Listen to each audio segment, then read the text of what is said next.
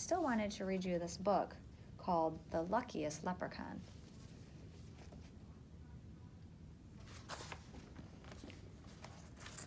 Mackenzie O'Shamrock at your service, but you can call me Mac. I'm a leprechaun. And I don't care if you believe in me or not. If you get too close, I'll show you who's real with my hammer. I may be small, but we leprechauns are not to be trifled with. There, now that that's settled, pull up a toadstool, or a chair if you're too big, and I'll tell you my story. I was born beneath a fairy hill back when time was new. Ever since, I've been making shoes for the fairy folk and guarding my gold from greedy people. Treasure hunters have to get up pretty early in the morning to get the best of Mackenzie O'Shamrock. And since leprechauns work at night and sleep during the day, I'm up much earlier than most. No, they haven't made a human yet who could outsmart me.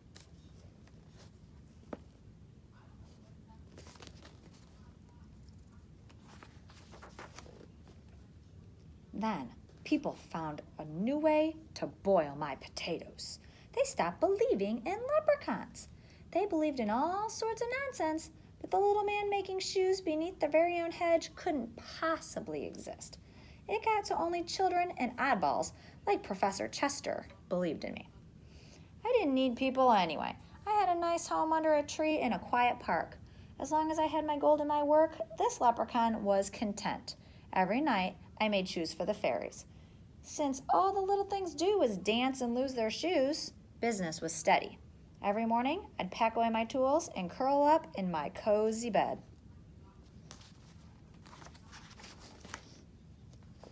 And that's just what I was doing one fine morning when I heard a horrible scratching overhead. Dirt poured down onto my favorite armchair as a pair of giant paws burst through the ceiling. My thimble collection clattered to the floor. I grabbed my hammer and ran outside to see who was wrecking my home. I expected to see a goblin or some other horrible monster. What do you think it is?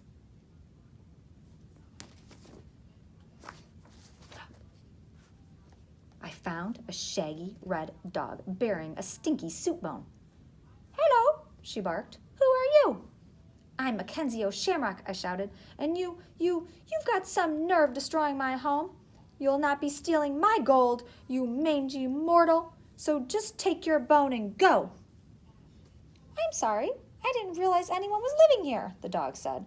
"Is that your gold? It's very pretty." "Go, shoo, get lost," I shouted. The dog didn't budge. Shaking her head, she said, "I feel terrible. I've got to make this up to you. I'll fix your house. I'll be your guard dog." "I don't need a guard dog," I said.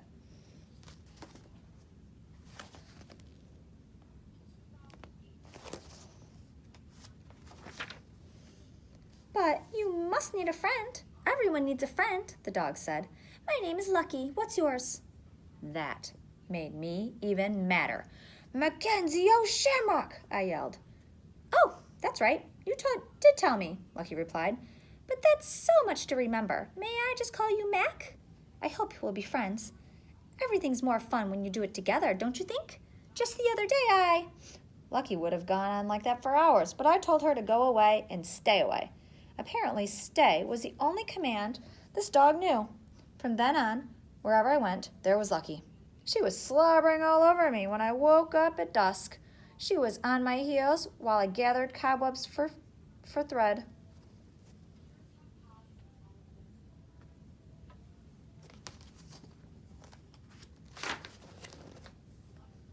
Lucky even tailed me when I made my deliveries to the fairies. And she always had a cheerful word or 100. It drove me nuts. That dog was even happy when it rained. "Rain is where rainbows come from," Lucky said. "I love rainbows, don't you? I chase them all day." "Why don't you go chase them now so I can get some quiet around here?" I growled.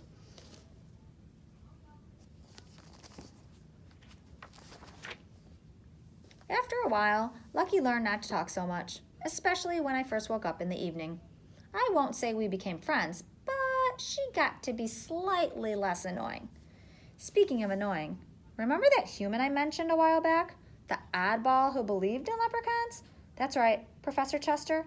Well, he started snooping around my park.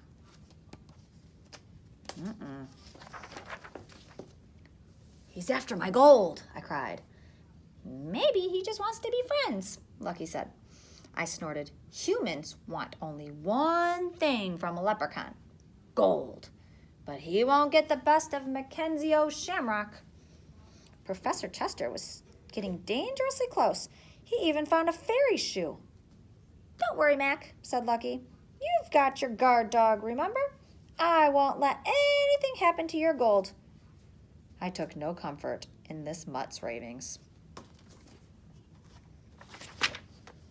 I watched Professor Chester poring over his books of leprechaun lore. If only I could prove their existence, he muttered. I shuddered. Maybe he'll just go away, Lucky said. I thought about packing up, but I liked my cozy life under the tree. Besides, business was good, and it's not so easy to find a park filled with fairies. Then one day, while I was sleeping, the professor found my tree. He was about to capture me, and he would have gotten my gold for sure. When... What do you think is going to happen? Let's find out. Woof, woof, woof, woof, woof. Lucky came charging out of the woods. The professor cried, "Help, monster, help!" He dropped his map and he ran off screaming. I thought I was having a nightmare. I rolled over with a groan and fell right back to sleep. Professor Chester kept running until he wore out the soles of his shoes. It turned out the professor was scared of dogs.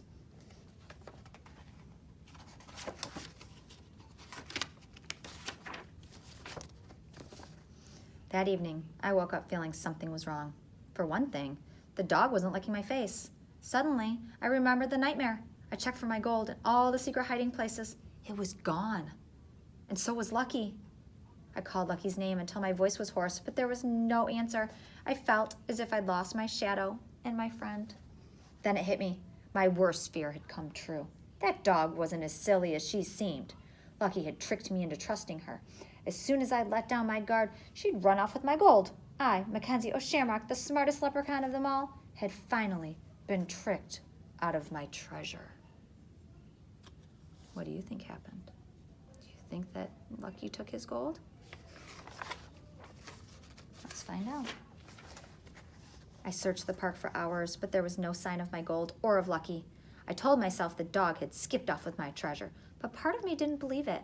One minute I was furious, the next I was worried. What if she had chased a rainbow into traffic or gotten herself taken to the pound? I couldn't even keep my mind off of my missing gold.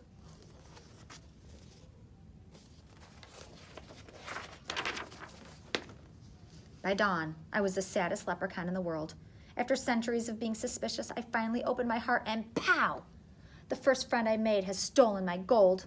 The sun came up and I wiped away a tear. Then a voice behind me said, "Why are you crying?" I turned and saw Lucky and my gold. "Where were you?" I yelled. I was worried sick.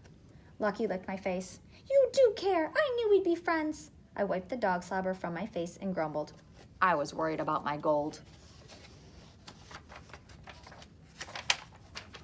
Lucky explained that she had seen Professor Chester nosing around the tree. She chased him away and then hid my treasure in a tool shed just to make sure it was safe. Then, worn out from excitement, she'd fallen asleep. "Did you really spend all night looking for me?" Lucky asked. "And the gold," I added hastily. But the damage was done. The dog knew I cared, and she couldn't stop wagging her tail over it. So there's my story. Leprechaun gets gold. Leprechaun gets dog. Leprechaun loses gold. Leprechaun admits that a